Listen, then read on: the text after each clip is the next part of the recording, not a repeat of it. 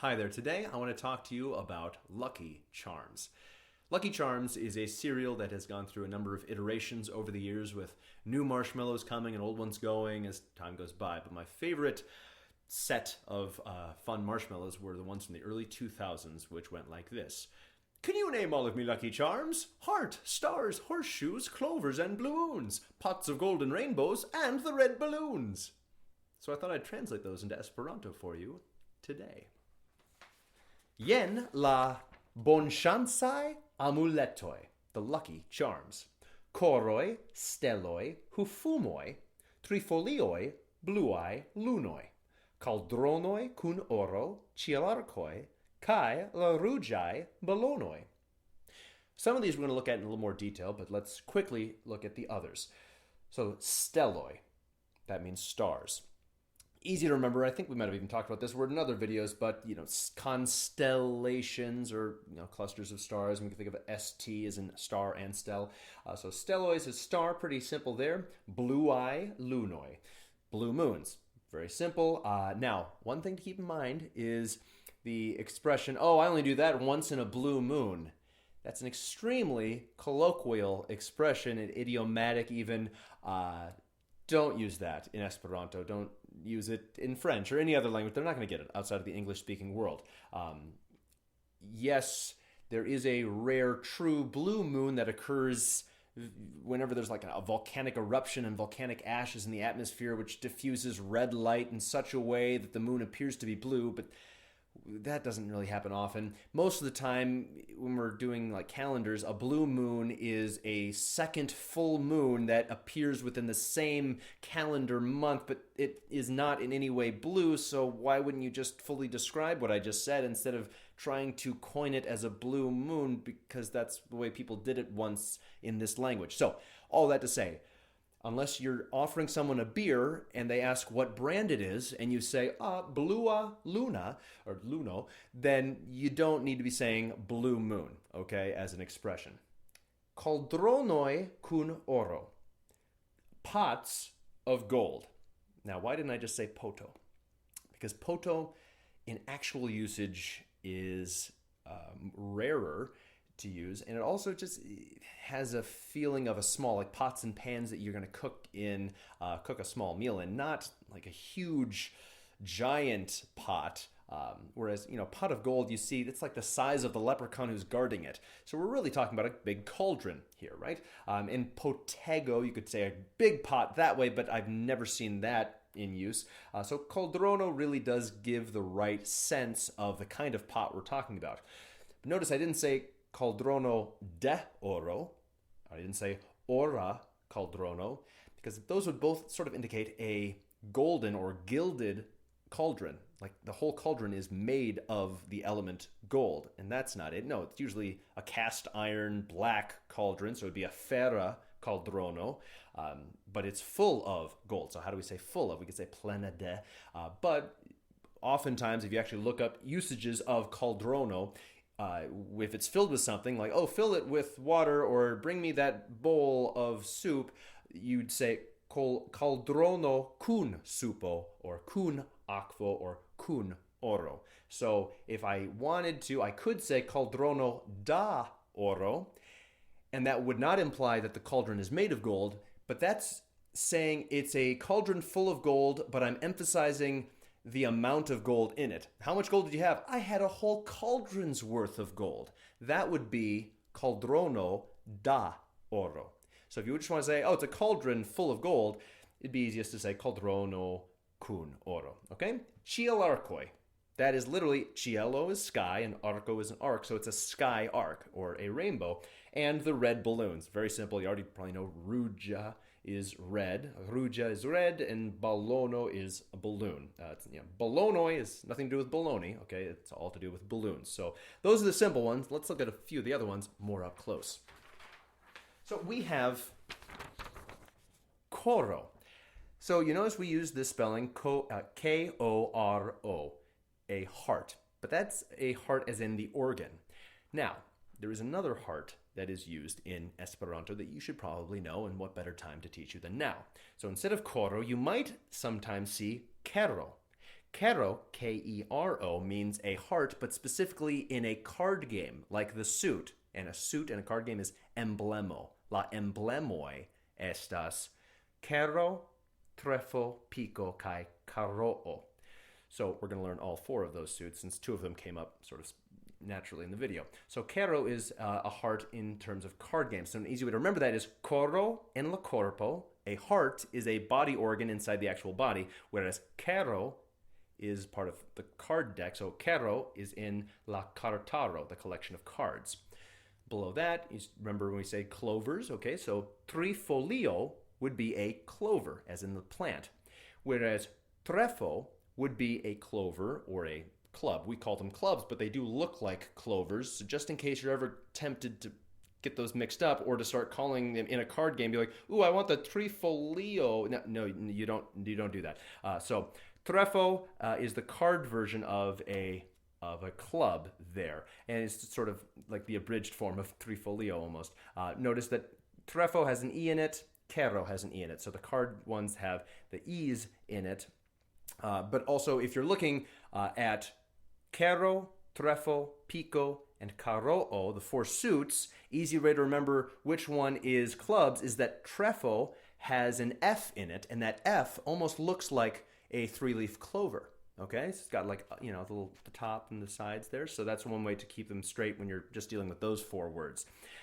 And since I already were bringing up kero and trefo, let's look at piko. Piko is a spade, as in the card there. You would say a fosilo probably if you want to actually the digging instrument, a spade.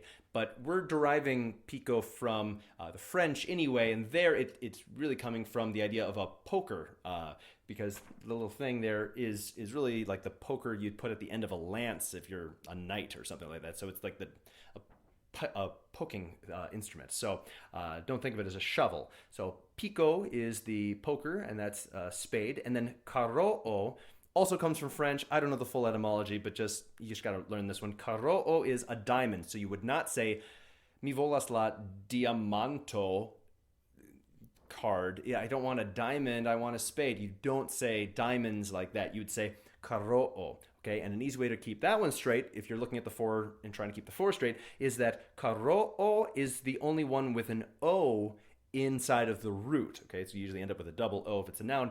And diamond has an O in mond there. Okay, so diamond has an O, karoo has an O. And you can remember at the bottom there, the king of clubs is the cefo trefo. The regio de trefo is the cefo trefo, the chief club. All right? Now, you probably noticed the word for horseshoe I put was hufumoj. There's a little bit of disagreement there that you could find. When I looked it up first and foremost in the Wells Dictionary, I found a different word. I found hufferro, or a hoof iron. So instead of just telling you which one I like better and which one we're going to go with, I thought let's work through it together and see the pros and cons. So here is hufumo versus hufferro. So hufumo literally means the hoof thing or the hoof thingy, whereas hufferro means hoof iron. Okay, yeah, it's an iron you put on a hoof. Cool. Now, I found 35 hits in 4 different sources for hufumo. So I actually went into textaro.com, which is a website that allows you to find instances of a word in a bunch of Esperanto books and magazines and literature sources. Kind of like open source Shakespeare.com lets you see, all right, how many times do people say forsooth in the 37 or 38 Shakespeare plays and the Rape of Lucrece and and the sonnets and all these different ones? How common is that? Or how many lines does Iago have on Othello? You can look all that up on open source Shakespeare.com. It's a great resource. But this is similar. Textaro.com allows you to see, all right, the dictionary says use this word, but how often do we really use it? So I found no instances of potego for a giant pot. So I thought, well, what else could it be? Oh, a cauldron, of course. So right. So here we can see which one is more common, and hufumo was far more common, and it's in 4 different sources. So it's not like just one book had 35 hits, and one guy just thought, I love horseshoes so much, I can't wait to talk about it. No, 4 different books or magazines or whatever was mentioning that, whereas I only found one instance of the word hufferro in the Textaro. However, I did find that it is the only word for horseshoe listed in the Wells Dictionary. But Hufumo is described by vortaro.net. If you go to vortaro.net, it's like an online dictionary that describes things. And when I went to look up hufero, it's listed, but all it says for hufero is Hufumo. Like, that's the word you're really looking for. So look it up. And if you go to Hufumo, it actually gives a description. Oh, it's like an iron curved thing that, plate that you put on the bottom of a horse. So you have to go to Hufumo really to get the definition. So that one goes to the Vortaro there.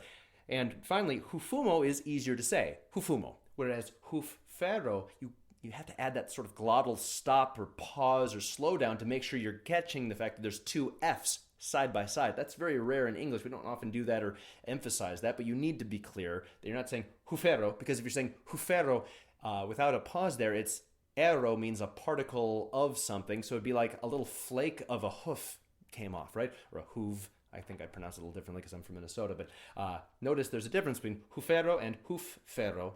So it is easier to understand. Oh, it's literally a hoof iron, whereas hufumo, a hoof thing, was that like the brush you use to clean a hoof?